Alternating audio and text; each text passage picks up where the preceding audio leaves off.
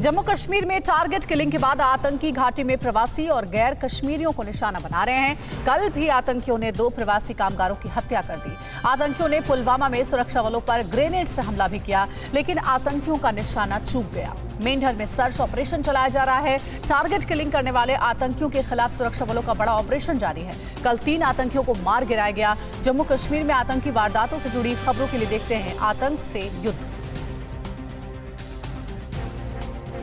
जम्मू कश्मीर में target killing के बाद सुरक्षा बलों की शुरू की गई ऑपरेशन के दौरान पुंछ में 2 और जवान शहीद हो गए। सूबेदार अजय सिंह और नायक हरेंद्र सिंह के शव कल मिले।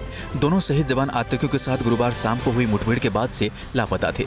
सेना और आतंकियों के बीच मुठभेड़ अभी भी जारी है। 11 अक्टूबर से अब तक आतंकियों के खिलाफ चलाए जा रहे ऑपरेशन में 9 जवान शहीद हो चुके हैं। जम्मू कश्मीर के श्रीनगर में आतंकियों ने एक बार फिर से प्रवासी और गैर कश्मीरियों पर हमला बोला है। आतंकियों ने श्रीनगर के ईदगाह इलाके में रेहड़ी पर गोलगप्पा बेचने वाले बिहार के रहने वाले अरविंद कुमार शाह की गोली मारकर हत्या कर दी। दूसरी वारदात आतंकियों ने पुलवामा में अंजाम दिया है। पुलवामा में आतंकियों ने उत्तर प्रदेश के रहने वाले कारपेंटर सगीर अहमद की भी गोली मारकर हत्या कर दी।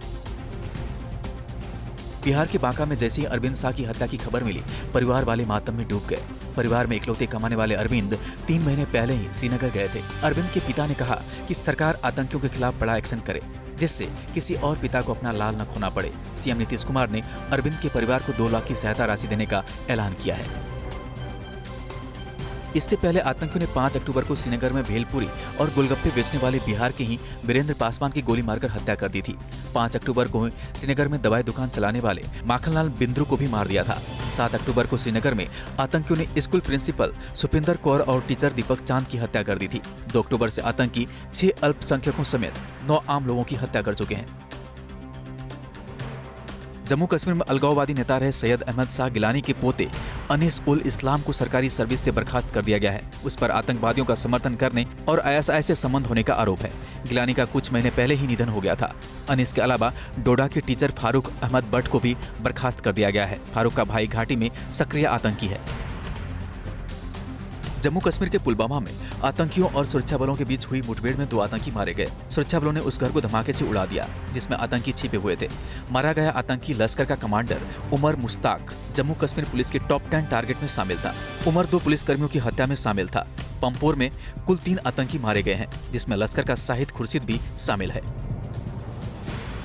टारगेट किलिंग के बाद सुरक्षा बलों के आतंकियों के खिलाफ चलाए जा रहे ऑपरेशन के दौरान 9 एनकाउंटर हो चुके हैं। 9 एनकाउंटर में सुरक्षा बलों ने 13 आतंकियों को मार गिरा है। पिछले 24 घंटे में श्रीनगर के आसपास 3 आतंकियों को मारा गया है। अलग अलग इलाकों में सर्च ऑपरेशन अभी भी जारी है। कश्मीर के आईजीपी विजय कुमार ने कहा कि जल्द ही बचे हुए आतंकवादियों को मार गिराया जाएगा। जम्मू कश्मीर में हुए मुठभेड़ में शहीद सूबेदार अजय सिंह रौतेला उत्तराखंड के टिहरी जिले के रामपुर के रहने वाले थे। अजय सिंह की शहादत की खबर मिलने के बाद परिवार में गम का माहौल है। आज शहीद अजय का पार्थिव शरीर रामपुर पहुंचेगा। इससे पहले यहां पुंछ में शहीद राइफलमैन विक्रम सिंह नेगी का कल पूरे सम्मान के साथ अंतिम संस्कार किया गया। जम्मू कश्मीर में आतंकियों के टारगेट किलिंग के बीच पीडीपी प्रमुख महबूबा मुफ्ती ने एक बार फिर पाकिस्तान से बातचीत की मांग की है। पूर्व डिप्टी सीएम निर्मल सिंह ने महबूबा की मांग पर सवाल उठाते हुए कहा, आतंकवाद के खिलाफ लड़ाई अंतिम दौर में है और बेकसूरों की हत्या का बदला लिया जाएगा। वहीं कांग्रेस प्रवक्ता रणदीप सुरजेवाला ने आतंकवाद के खिलाफ मोदी सरकार को विफल बताया है। जम्मू कश्मीर के विकास पर आरएसएस प्रमुख मोहन भागवत का बयान क्या है? कश्मीरी हिंदुओं की वापसी का भागवत प्लान क्या है? इस बार नागपुर की बजाय कहां होगा आरएसएस का शारीरिक अभ्यास वर्ग? पीएम मोदी यूपी को देने वाले हैं कौन सी सौगात? और लखवीर मर्डर केस में ताजा अपडेट क्या है? देश की सभी बड़ी खबरें देखते हैं टॉप 9 राष्ट्र। आरएसएस प्रमुख मोहन भागवत ने कहा कि अनुच्छेद 370 हटने के बाद जम्मू कश्मीर में सभी लोगों के विकास का रास्ता खुल गया है। पहले अनुच्छेद 370 के बहाने जम्मू लद्दाख में भेदभाव किया जाता था, वो अब खत्म हो गया है। भागवत ने कहा कि कश्मीर घाटी के लिए जो पैसा खर्च किया गया उसका 80% राजनेताओं की जेब में चला गया। आरएसएस प्रमुख ने कश्मीर का महत्व बताते हुए कहा कि जैसे मेरे सिर का शरीर से संबंध है, वैसे ही हमारा संबंध कश्मीर से है। भागवत ने कहा कि कश्मीरी हिंदुओं की जम्मू कश्मीर में वापसी करानी होगी। ऐसा प्रयास होगा कि वो खुद को सुरक्षित महसूस करें और अपनी पूजा पद्धति का सम्मान करने में समर्थ हों। राष्ट्रीय स्वयंसेवक संघ का अखिल भारतीय शारीरिक अभ्यास वर्ग इस बार चुनावी राज्य उत्तर प्रदेश में हो रहा है। इसका आयोजन 19 से 21 अक्टूबर के बीच अयोध्या में होगा। इसमें संघ प्रमुख मोहन भागवत, दत्तात्रेय होसबोले और भैयाजी जोशी भी मौजूद रहेंगे। सभी बड़े अधिकारी कारसेवकपुरम में ठहरेंगे। प्रधानमंत्री नरेंद्र मोदी उत्तर प्रदेश को 7 मेडिकल कॉलेज की सौगात देने वाले हैं। पीएम 25 अक्टूबर को सिद्धार्थनगर जाएंगे और वहां से 7 नवनिर्मित मेडिकल कॉलेजों का लोकार्पण करेंगे। यूपी के मुख्यमंत्री योगी आदित्यनाथ ने कल सिद्धार्थनगर में मीडिया कर्मियों को ये जानकारी दी। योगी पीएम मोदी के दौरे की तैयारियों का जायजा लेने कल सिद्धार्थनगर पहुंचे थे। विदेश मंत्री एस जयशंकर आज से 5 दिवसीय यात्रा पर इजरायल जा रहे हैं, जहां वो द्विपक्षीय संबंधों को लेकर उच्च स्तरीय बैठक करेंगे। इजरायल में नई सरकार बनने के बाद भारत की ये पहली उच्च स्तरीय यात्रा होगी। विदेश मंत्री इस दौरान इजरायली पीएम नफ्ताली बेनेट सहित सरकार के शीर्ष नेतृत्व से मुलाकात करेंगे। भारतीय नौसेना के शीर्ष कमांडर्स का सम्मेलन कल से दिल्ली में शुरू हो रहा है। ये 22 अक्टूबर तक चलेगा। सम्मेलन के दौरान नौसेना कमांडर अहम समुद्री मुद्दों पर सैन्य रणनीति पर चर्चा करेंगे। हिंद महासागर क्षेत्र में सुरक्षा की बढ़ती चुनौतियों को देखते हुए ये कमांडर सम्मेलन खास मायने रखता है। दिल्ली हरियाणा के सिंघू बॉर्डर पर मर्डर केस में 2 और आरोपियों ने पुलिस के सामने सरेंडर कर दिया है। भगवंत सिंह और गोविंद सिंह के अलावा पुलिस ने अमृतसर के अमरकोट गांव से एक अन्य आरोपी नारायण सिंह को भी गिरफ्तार किया है। इसके साथ ही लखबीर मर्डर केस में अब तक कुल 4 आरोपी गिरफ्तार किए जा चुके हैं। सिंघू बॉर्डर पर पंजाब के एक युवक लखबीर सिंह की निर्मम हत्या के बाद किसान नेता राकेश टिकैत ने अजीबोगरीब बयान दिया है। राकेश टिकैत ने लखबीर कांड की निंदा करते हुए कहा कि आरोपियों ने पुलिस के सामने आत्मसमर्पण कर दिया है। अब चोर ने चोरी कर समर्पण कर दिया तो केस खत्म हो गया। कोरोना महामारी के खिलाफ जंग में देश जीत की कगार पर है। संक्रमण के आंकड़े तेजी से घट रहे हैं। कल कोरोना के करीब 14,000 नए केस आए। इस बीच वैक्सीनेशन भी जोर शोर से जारी है। अगले 2-3 दिनों में वैक्सीनेशन का आंकड़ा 100 करोड़ के पार पहुंचने वाला है। इस अभियान को बढ़ावा देने के लिए सरकार ने कल एक वीडियो सॉन्ग भी जारी किया है, जिसे कैलाश खेर ने गाया है। LAC पर चीन से तनाव के बीच भारतीय वायुसेना के चीफ पूर्वी लद्दाख के फ्रंट पोस्ट के दौरे पर हैं। LAC पर चीन की नई चालबाजी क्या है और चीन ने ऐसा क्या किया जिससे अमेरिका के भी होश उड़ गए हैं। दुश्मन देशों की साजिशों से जुड़ी अहम खबरों के लिए देखते हैं टॉप 9 चीन पाक साजिश। LAC पर चीन के साथ तनाव के बीच भारतीय वायुसेना चीफ BR चौधरी भी पूरी तरह से एक्टिव हैं और ताजा हालत पर नजर बनाए हुए हैं। शनिवार को एयर चीफ BR चौधरी पूर्वी लद्दाख के दौरे पर पहुंचे। 2 दिनों के दौरे में एयर चीफ पूर्वी लद्दाख के फॉरवर्ड पोस्ट का भी दौरा कर रहे हैं। इसके साथ यहां वो तैनात सैनिकों की तैयारियों की भी समीक्षा करेंगे। LAC पर चीन अपनी चालबाजी से बाज नहीं आ रहा है। पूर्वी लद्दाख में दोनों देशों के तनाव के बीच एक बार फिर से नगारी गुंसा एयरवेज पर बड़ी संख्या में फाइटर जेट, UAV, टैंक और तोपों की तैनाती कर दी गई है। ये इलाका पेंगोंग सो से करीब 100 किलोमीटर की दूरी पर है। इसके अलावा चीन LAC के पास बड़ी संख्या में टैंकों और आर्टिलरी को भी मुस्तैद कर रहा है।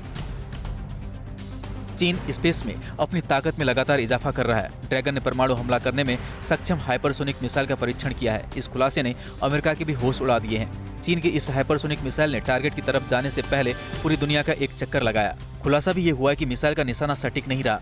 मिसाइल टारगेट से 24 मील दूर जाकर गिरी। अब तक अमेरिका और रूस ही परमाणु क्षमता से लैस हाइपरसोनिक मिसाइल का सफल परीक्षण कर सके हैं। अपनी विस्तारवादी नीति को और आगे ले जाने के लिए चीन ने नई साजिश रची है।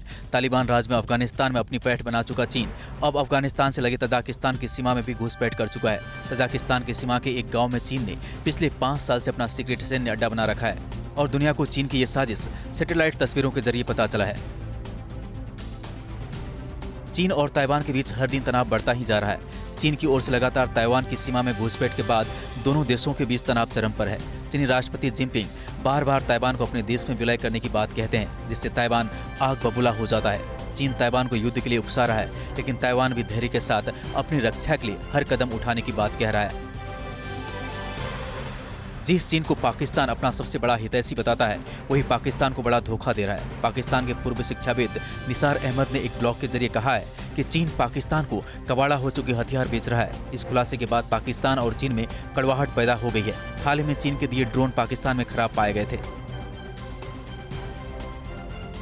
नवंबर के दूसरे हफ्ते में अफगानिस्तान के हालात पर दिल्ली में राष्ट्रीय सुरक्षा सलाहकारों की बैठक होने वाली है, जिसमें शामिल होने के लिए भारत ने पाकिस्तान को भी न्योता दिया है। इस बैठक में रूस के राष्ट्रीय सुरक्षा सलाहकार भी शामिल होंगे। बैठक के जरिए तालिबान पर समावेशी सरकार यानी समाज के सभी वर्गों को शामिल करने के लिए दबाव बनाया जाएगा। तालिबान को मुस्लिम देश इस बात के लिए मनाने में लगे हैं कि वो महिलाओं की शिक्षा और काम करने की आजादी पर नरम रुख अपनाए। कई मुस्लिम देशों के विदेश मंत्री काबुल दौरे की योजना बना रहे हैं। इसमें इंडोनेशिया और तुर्की शामिल है। इस बीच यूनिसेफ के प्रतिनिधि ने कहा, तालिबान अब लड़कियों की शिक्षा पर जोर देगा और उसके लिए कई प्रांतों में मिडिल स्कूल खोला जाएगा। ISI के नए चीफ की नियुक्ति को लेकर पाकिस्तान में घमासान मचा हुआ है। विपक्षी पार्टी PML नवाज की उपाध्यक्ष मरियम नवाज ने कहा है कि PM इमरान खान ने ISI के नए चीफ की नियुक्ति को लेकर पूरी दुनिया में पाकिस्तानी सेना का मजाक बना दिया है। मरियम ने इमरान को तनाशाह से भी बदतर बता दिया। उन्होंने कहा कि शेर की खाल पहनकर सियार कभी शेर नहीं बन सकता। CWC के निर्णय से क्या कांग्रेस को मिलेगी संजीवनी? महंगाई बम से प्रहार कितना होगा असरदार? लालू के बड़े बेटे का सियासी दांव क्या है? बीजेपी का पिछड़ा वर्ग सम्मेलन प्लान क्या है? सियासत से जुड़ी सभी बड़ी खबरें देखते हैं टॉप 9 सियासी संग्राम में। कांग्रेस को नया अध्यक्ष साल भर बाद ही मिल सकेगा। कल दिल्ली में हुई कांग्रेस वर्किंग कमेटी की बैठक में 21 अगस्त 2022 से 20 सितंबर 2022 के बीच पार्टी के राष्ट्रीय अध्यक्ष के चुनाव की बात कही गई है। इससे पहले संगठन के चुनाव कराए जाएंगे। पार्टी इस साल नवंबर से अगले साल 31 मार्च तक सदस्यता अभियान चलाएगी। कल CWC की करीब 5 घंटे तक बैठक चली। इसमें पार्टी की अंतरिम अध्यक्ष सोनिया गांधी के तल्ख तेवर दिखे। G23 नेताओं की सार्वजनिक बयानबाजी पर भी निशाना साधा। बैठक में पार्टी को मजबूत करने, पार्टी के नए अध्यक्ष, विधानसभा चुनाव समेत कई मुद्दों पर चर्चा की गई। आगामी चुनावों को लेकर कांग्रेस ने मेगा प्लान तैयार किया है। कांग्रेस के महासचिव KC वेणुगोपाल और रणदीप सुरजेवाला ने बताया कि कांग्रेस पूरे देश में जन जागरण अभियान चलाएगी, जो 14 नवंबर से 21 नवंबर तक चलेगा। ये महंगाई और कीमतों में बढ़ोतरी को लेकर है। इसके साथ ही हर बूथ पर पदयात्रा निकाली जाएगी। छत्तीसगढ़ कांग्रेस की मुश्किलें भी थमने का नाम नहीं ले रही है। कांग्रेस वर्किंग कमेटी की बैठक में शामिल होने के बाद मुख्यमंत्री भूपेश बघेल दिल्ली से वापस लौट आए हैं, तो वहीं मुख्यमंत्री पद के दावेदार TS सिंहदेव दिल्ली रवाना हो गए। दोनों गुटों की तरफ से अपनी अपनी दावेदारी जताई जा रही है और फैसला आलाकमान पर छोड़ा जा रहा है। लालू यादव के बड़े बेटे और RJD नेता तेज प्रताप यादव ने एक और सियासी धमाका किया है, जो तेजस्वी यादव के खिलाफ नया दांव माना जा रहा है। तेज प्रताप ने बिहार विधानसभा के कुशेश्वर स्थान सीट से कांग्रेस उम्मीदवार के प्रचार का ऐलान कर दिया है। हालांकि वो तारापुर सीट से RJD प्रत्याशी का ही समर्थन करेंगे। यूपी में अगले साल होने वाले विधानसभा चुनाव में जीत के लिए बीजेपी कोई कसर नहीं छोड़ना चाहती है। पार्टी आज से लखनऊ में पिछड़ा वर्ग सम्मेलन शुरू करने जा रही है। ये 31 अक्टूबर तक चलेगा और इसमें प्रदेश भर के OBC वर्ग के नेता शामिल होंगे। CM योगी इस सम्मेलन को संबोधित करेंगे और संगठन में पिछड़े वर्ग को मिली भागीदारी के साथ सरकार की उपलब्धियां गिनाएंगे। यूपी के मुख्यमंत्री योगी आदित्यनाथ आज श्रावस्ती और बहराइच के दौरे पर रहेंगे और कई विकास योजनाओं का लोकार्पण, शिलान्यास और लाभार्थियों को प्रमाण पत्र देंगे। मुख्यमंत्री पहले श्रावस्ती पहुंचेंगे, जहां भिनगा स्टेडियम में जनसभा का आयोजन किया गया है। इसके बाद CM बहराइच जाएंगे और चौपाल सागर में जनसभा करेंगे। यूपी में कई रैलियां कर चुके AIM-IM प्रमुख असदुद्दीन ओवैसी आज से पश्चिमी क्षेत्र में पारा गर्म करने वाले हैं। ओवैसी आज गाजियाबाद में जनसभा करेंगे और शोषित वंचित समाज सम्मेलन को संबोधित करेंगे। पश्चिम यूपी के दौरे से पहले ही ओवैसी ने किसान नेता टिकैत पर भी जवाबी हमले शुरू कर दिए हैं। पंजाब में सियासी बढ़त लेने में जुटी आम आदमी पार्टी ने कांग्रेस सरकार पर जमकर निशाना साधा। जालंधर पहुंचे दिल्ली के डिप्टी CM मनीष सिसोदिया ने नए CM चरणजीत सिंह चन्नी पर जनता को गुमराह करने का आरोप लगाया। सिसोदिया ने कहा कि पूर्व मुख्यमंत्री अमरिंदर सिंह ने भी जॉब कार्ड बांटकर लोगों को गुमराह किया था। अब चरणजीत सिंह चन्नी 5 मरले का प्लॉट देने का झांसा दे रहे हैं। और अब राज्यों की बड़ी खबरें देखेंगे। कहां से गिरफ्तार हुए 6 बांग्लादेशी, कहां वाहन चोरों के सरगना की करोड़ों की संपत्ति पर चला योगी का हंटर, किस अस्पताल में सरकारी दवाइयां हुई एक्सपायर, कानपुर के व्यवसायी मनीष गुप्ता मौत केस में किसकी हुई गिरफ्तारी, कहां से पकड़ा गया 5 लाख का इनामी नक्सली, और क्या है केरल और उत्तराखंड के मौसम का हाल। राज्यों की बड़ी खबरों के लिए देखते हैं टॉप 9 राज्य विशेष। पश्चिम बंगाल के हुगली जिले से 6 बांग्लादेशी नागरिकों को गिरफ्तार किया गया है। इनके पास से भारतीय आधार कार्ड, पैन कार्ड और वोटर कार्ड मिले हैं, जबकि इनके पास से बांग्लादेशी सिम कार्ड भी मिला है। ये सभी लोग ग्रीन पार्क इलाके में रह रहे थे। पुलिस को शक है कि इनके तार आतंकी संगठन से जुड़े हो सकते हैं। कल इन्हें कोर्ट में पेश किया गया, जहां से 10 दिनों की पुलिस रिमांड पर भेज दिया गया है। यूपी में बाहुबली और बड़े अपराधियों पर योगी सरकार का हंटर जारी है। कल सरकार ने पश्चिमी उत्तर प्रदेश में गाड़ी चोरी के कुख्यात सरगना नईम उर्फ गल्ला की करोड़ों की संपत्ति जब्त कर ली। समाजवादी सरकार में गल्ला का खासा रसूख माना जाता था। वह पिछले 2 दशकों से गाड़ियां चोरी करवाकर स्पेयर पार्ट्स बेचने का गोरख धंधा कर रहा था। उसके खिलाफ कई राज्यों में 32 मुकदमे दर्ज हैं। यूपी में बस्ती के जिला अस्पताल की बड़ी लापरवाही सामने आई है। यहाँ बड़ी मात्रा में दवाएं बर्बाद हो गई। सरकार ने जो दवाएं 2018-19 में गरीबों को मुफ्त देने के लिए खरीदी थी, वो स्टोर में पड़ी एक्सपायर हो गई। इन दवाओं का एक वीडियो सोशल मीडिया पर वायरल हो रहा है, जबकि सदर अस्पताल के अधीक्षक इस मामले पर गोलमोल जवाब देकर पल्ला झाड़ रहे हैं। भोपाल और दमोह के बीच राज्य रानी एक्सप्रेस फिर से शुरू हो गई है। केंद्रीय मंत्री प्रहलाद पटेल ने भोपाल में कल शाम 5:55 पर हरी झंडी दिखाकर ट्रेन को रवाना किया। इस ट्रेन से हर रोज हजारों लोग सफर करते थे और इनके बंद होने के कारण काफी परेशान थे। गोरखपुर में कानपुर के व्यवसायी मनीष गुप्ता मौत केस में फरार छठे आरोपी विजय यादव को भी पुलिस ने गिरफ्तार कर लिया है। 1 लाख के इनामी दरोगा विजय यादव की गिरफ्तारी से अब मनीष गुप्ता केस में नामजद सभी 6 आरोपी पुलिसकर्मियों की गिरफ्तारी हो गई है। गिरफ्तारी से बचने के लिए विजय यादव ने हाईकोर्ट में पुलिस की FIR को चुनौती दी थी। दिल्ली में यमुना तट पर दिख रहे ये इजिप्टियन वल्चर हैं। भारत में इन्हें सफेद गिद्ध के नाम से पहचान मिली है। इनकी संख्या 53 है और इकोलॉजी के हिसाब से इनकी मौजूदगी अच्छा संकेत है। 90 के दशक के बाद से इनकी संख्या में लगातार कमी आती गई, लेकिन अब एक बार फिर इनकी संख्या में इजाफा देखा जा रहा है। केरल में भारी बारिश से जनजीवन अस्त व्यस्त हो गया है। कोट्टयम और इडुक्की जिले में जमीन धंसने से 4 लोगों की मौत हो गई। कोट्टयम में कई लोगों के लापता होने की भी खबर है। वहां फंसे परिवारों को एयरलिफ्ट करने के प्रयास किए जा रहे हैं। राज्य के 6 जिलों में भारी बारिश की चेतावनी दी गई है। राहत और बचाव के लिए दक्षिणी नौसेना कमान भी अलर्ट मोड पर है। उत्तराखंड पर अगले 72 घंटे भारी हैं। मौसम विभाग ने राज्य में 19 अक्टूबर तक तेज बारिश की चेतावनी दी है। उत्तराखंड के निवासियों और राज्य में आने वाले पर्यटकों को सावधानी बरतने की अपील की गई है। भारी बारिश की वजह से पहाड़ी इलाकों में लैंडस्लाइड की भी संभावना जताई गई है। T20 लीग के बाद अब T20 वर्ल्ड कप की बारी है। आज से दुबई और ओमान में क्वालिफायर मुकाबले शुरू हो रहे हैं। ग्रुप स्टेज में भारत अपना पहला मुकाबला पाकिस्तान से 24 अक्टूबर को खेलेगा। पाकिस्तान से मुकाबले को लेकर टीम इंडिया के कप्तान विराट कोहली ने कहा है कि फैंस के लिए ये मुकाबला अलग हो सकता है, हमारे लिए किसी और मुकाबले जैसा ही है। अब T20 वर्ल्ड कप से जुड़ी सभी खबरों को देखिए टॉप 9 T20 वर्ल्ड कप में। T20 वर्ल्ड कप में पाकिस्तान के साथ होने वाले मुकाबले को लेकर टीम इंडिया के कप्तान विराट कोहली ने कहा है कि फैंस के लिहाज से भारत पाकिस्तान का मैच बड़ा होता है। टिकटों की डिमांड बढ़ जाती है, लेकिन एक खिलाड़ी के तौर पर हमारे लिए ये मैच भी किसी दूसरे मैच की तरह ही है। हम पेशेवर खिलाड़ी हैं और इसे किसी भी आम मैच की तरह ही खेलेंगे। T20 वर्ल्ड कप शुरू होने से पहले प्रेस कॉन्फ्रेंस में कप्तान विराट कोहली ने बताया कि युजवेंद्र चहल को टीम में शामिल क्यों नहीं किया जा सका है। कोहली ने कहा कि यह मुश्किल फैसला था। चहल की जगह राहुल चाहर को शामिल करने का आधार T20 लीग में उनका शानदार प्रदर्शन था। राहुल चाहर ने श्रीलंका और इंग्लैंड के खिलाफ घरेलू सीरीज में अच्छी गेंदबाजी की थी।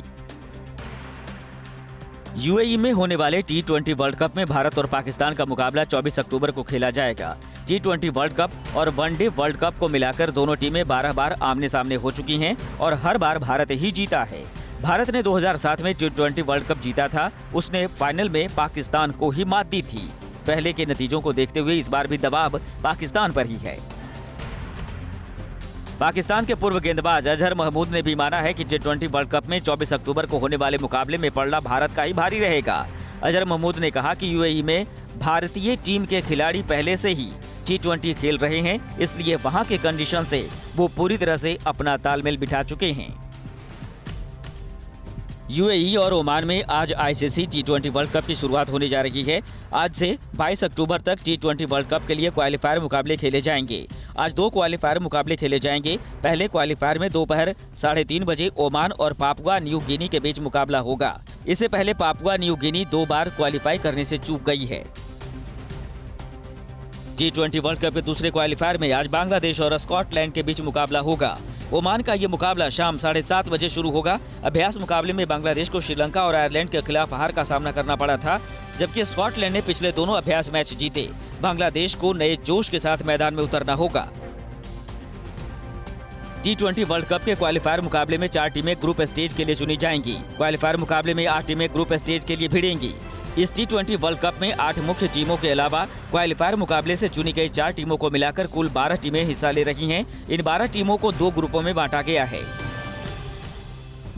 T20 लीग में टीम इंडिया अपने अभियान की शुरुआत 24 अक्टूबर से करेगी। 24 अक्टूबर को भारत और पाकिस्तान का बड़ा मुकाबला होगा। इसके बाद 31 अक्टूबर को भारत और न्यूजीलैंड के बीच मुकाबला होगा। 3 नवंबर को भारत और अफगानिस्तान का मैच होगा। 5 नवंबर को भारत का मुकाबला क्वालिफायर राउंड के ग्रुप बी के पहले नंबर के खिलाड़ी से होगा, जबकि 8 नवंबर को क्वालिफायर राउंड के ग्रुप ए के दूसरे नंबर की टीम से होगा। T20 वर्ल्ड कप में सुपर 12 राउंड की शुरुआत 23 अक्टूबर को होगी। पहले मुकाबले में ऑस्ट्रेलिया और दक्षिण अफ्रीका के बीच मुकाबला होगा। 10 और 11 नवंबर को सेमीफाइनल खेले जाएंगे, जबकि 14 नवंबर को फाइनल खेला जाएगा। 2 मुकाबलों के दिन पहला मुकाबला दोपहर 3:30 बजे और दूसरा शाम 7:30 बजे से खेला जाएगा। एक मैच वाले दिन शाम 7:30 बजे से मुकाबला शुरू होगा। न्यूज़ टॉप 9 रोज सुबह 7 बजे और शाम 7 बजे सिर्फ TV9 भारतवर्ष पर।